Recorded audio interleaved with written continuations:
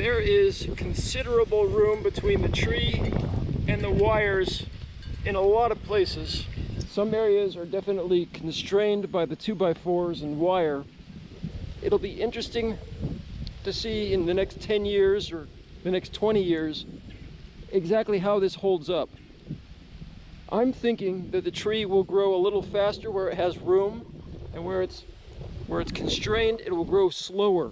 Sort of like a water balloon filling up the space.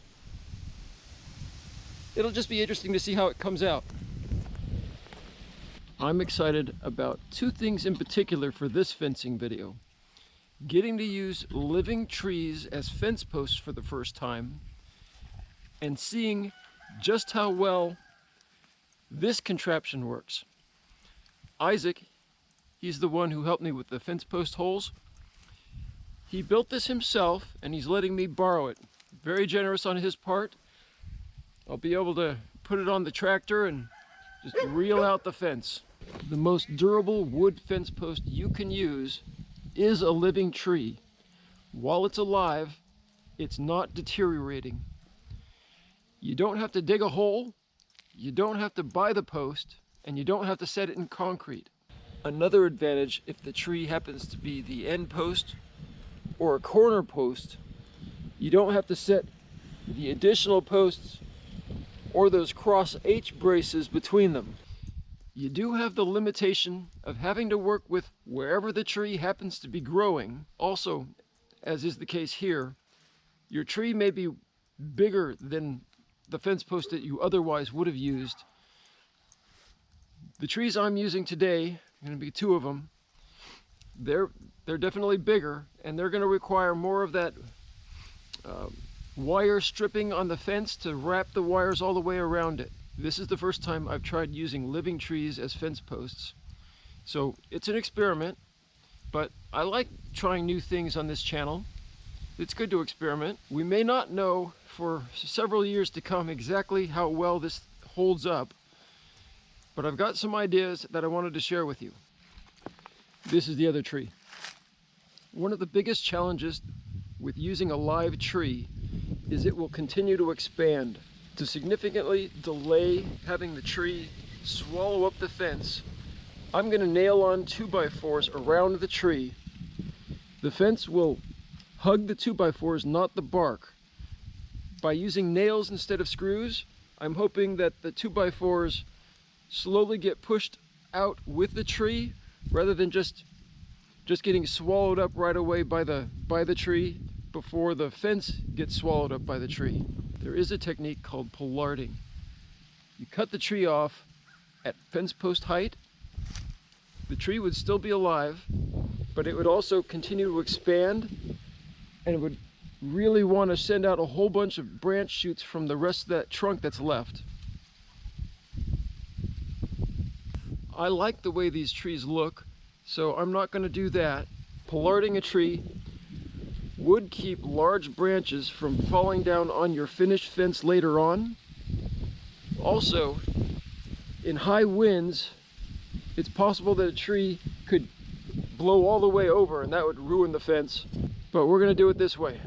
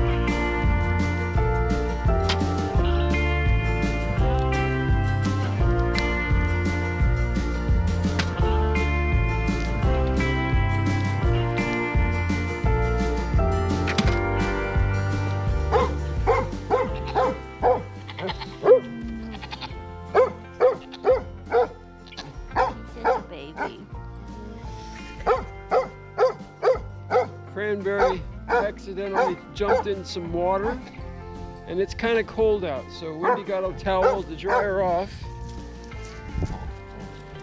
and I got a little muddy and wet myself, but she's doing just fine.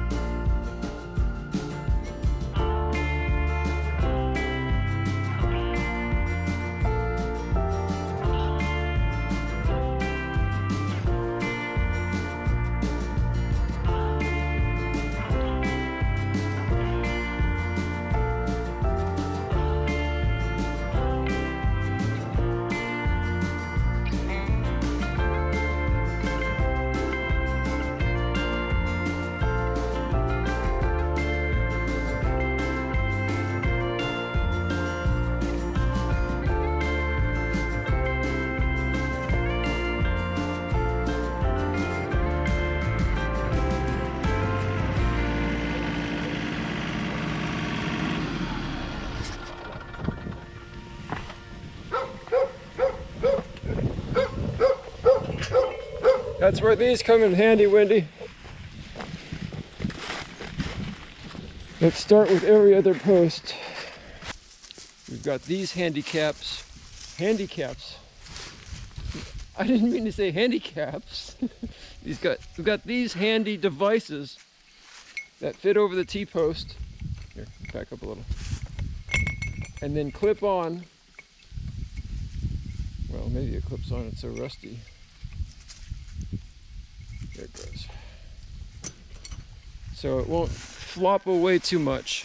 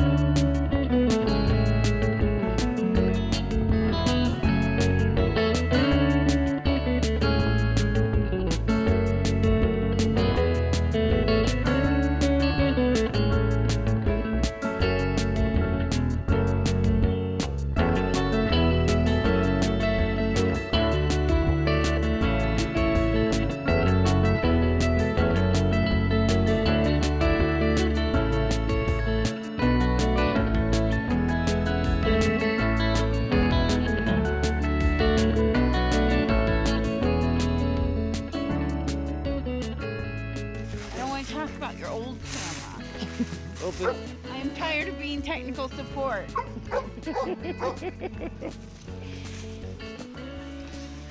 She is good technical support. Hey.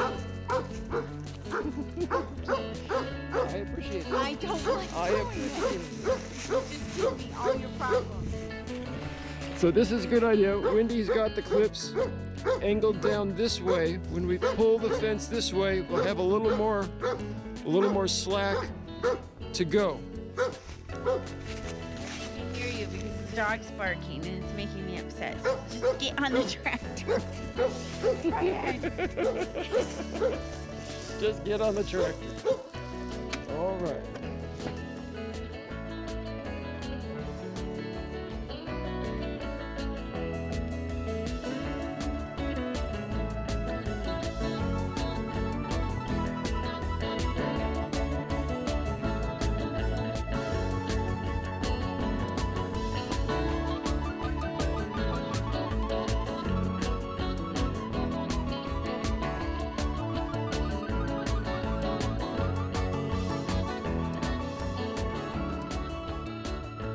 All right, we're hooked up to the tractor with the cable pulls.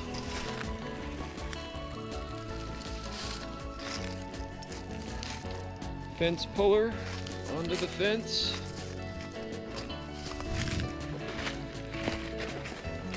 And we're ratcheting.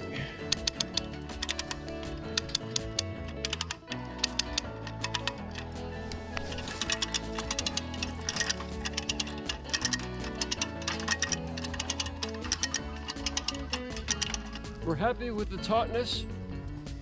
We're ready to start attaching the fence.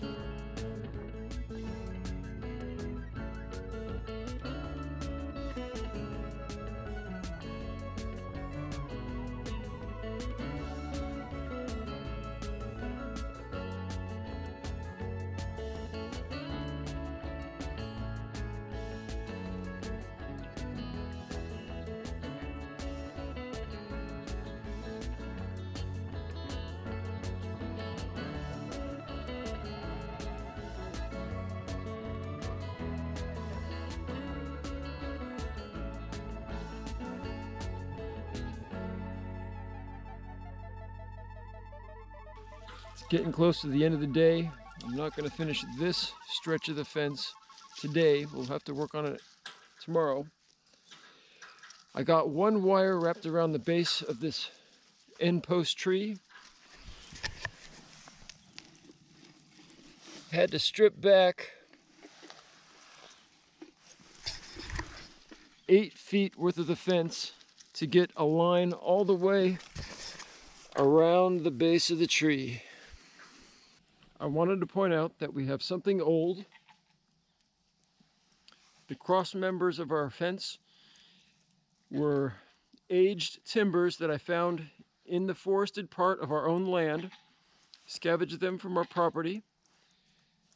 We've got something new, everything else about the fence, something borrowed, the fence unroller, and I'm wearing blue. It's the next day. I've been working on wrapping the wires around that tree up there. We'll take a look at it in just a second. My next fence run will be coming down this side on the inside. I had to take the gate off so it'll be easier to spool the fence right through there. I'm not going to be able to just drive the tractor back on this one because the tractor won't fit through that small gate. The tractor will just be parked back here, and I'm going to just drag the fence back up to that other tree. So I've left just the one strand here.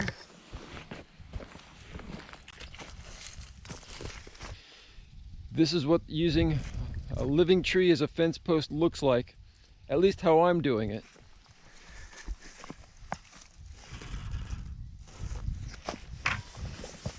I've wedged in a few pieces of wood around tree roots that were kind of bulging out. Got a couple smaller pieces there, a little harder to see because of the gray wood.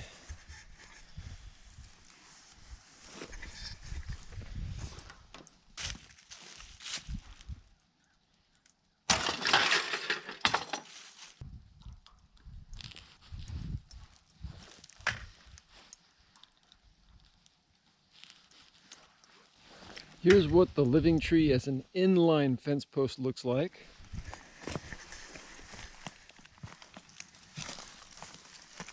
This tree is an inline post for the long run and an end post for the short run.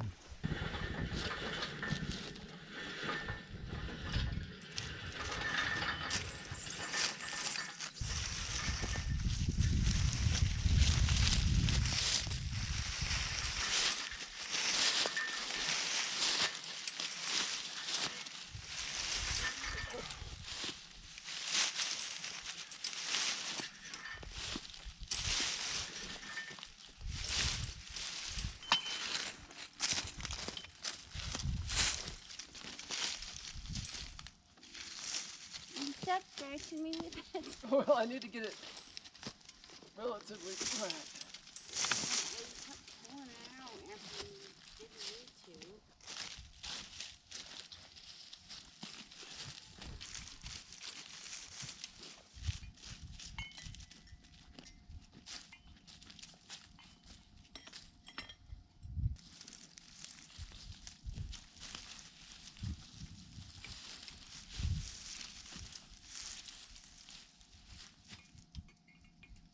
Hey, Pee-wee.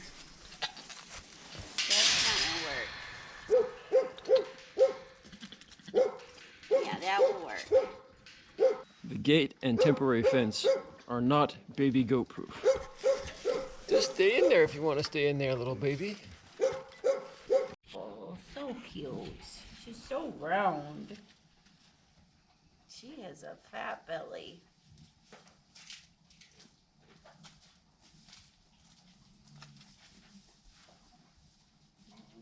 These are some fat goats. These two fat goats.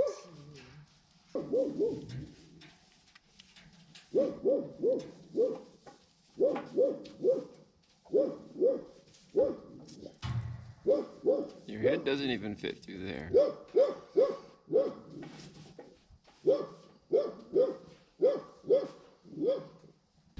Another day, another set of fence wires wrapped.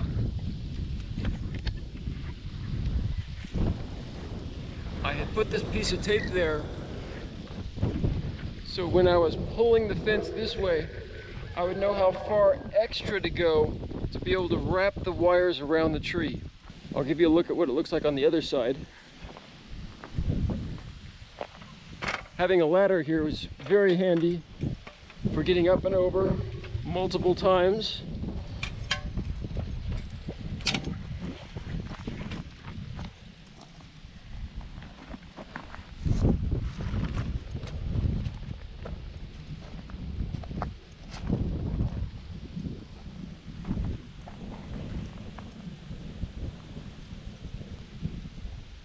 One thing I'm thinking about right now is all of these wires could be a hazard for our goats if they get their horns tangled in them. I'm thinking I'll use a cattle panel or pieces of a cattle panel with some pretty tight spacing at the bottom for little goats not to be able to mess with it too much, and just kind of attach it to the fence and come out around the tree a little bit. Just a little precaution.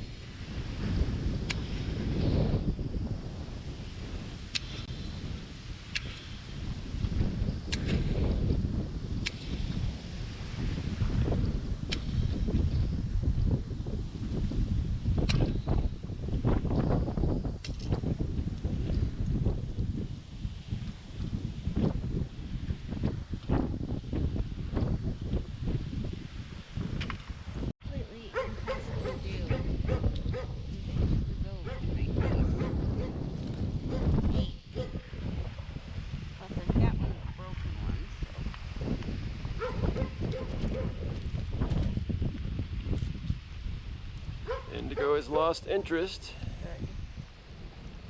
This is one of the reused clips.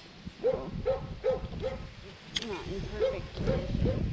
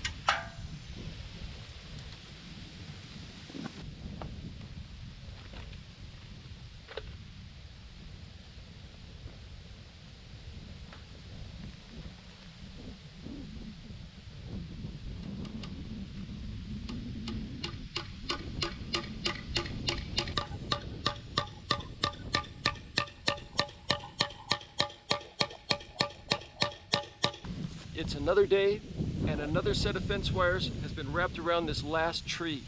I'll give you a closer look.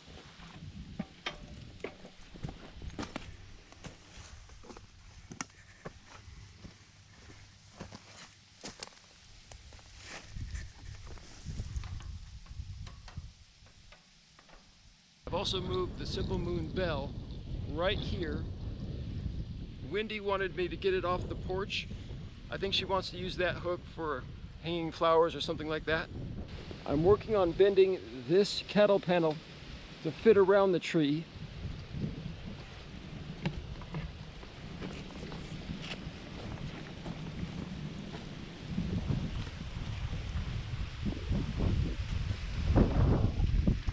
We've got nice tight spacing here at the bottom to keep little goats out. What do you think, Daisy May?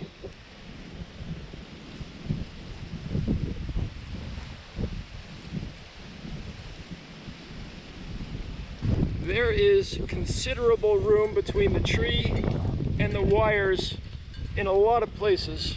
Some areas are definitely constrained by the 2x4s and wire. It'll be interesting to see in the next 10 years or the next 20 years exactly how this holds up. I'm thinking that the tree will grow a little faster where it has room, and where it's constrained, it will grow slower. Sort of like a water balloon filling up the space. It'll just be interesting to see how it comes out. Goats!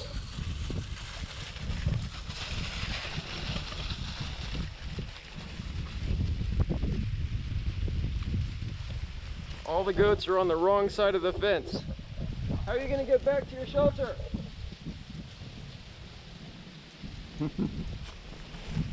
They'll figure it out. I had to put in a couple extra T-posts around this tree.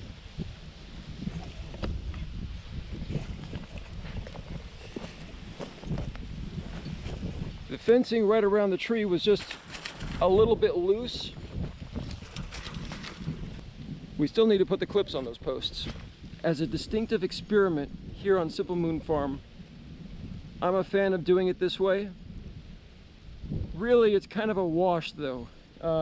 Financially, I had to buy more 2x4s than I thought, and the extra T-posts, and cattle panel, if you would have had to buy a new one, that would have been probably more than buying the extra fence posts just to begin with.